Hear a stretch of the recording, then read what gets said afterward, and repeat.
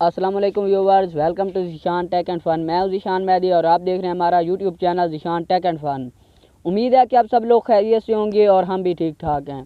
तो आज के इस वीडियो में हमने ये बहुत ही कमाल की चीज़ बनाई है। ये आप देखते हैं, कुछ लोगों को तो देख कर ही भी पता चल गया होगा, लेकिन हम बता देते हैं कि ये एक छोटा सा वैक्यूम क्लीनर है जो छोटे छोटे ज़रात वगैरह को, कागज़ के टुकड़ों को और मुख्तलिफ़ चीज़ों के टुकड़ों को इकट्ठा करने के लिए इस्तेमाल किया जाता है। ये बड़े लेवल्स पर भी होते हैं।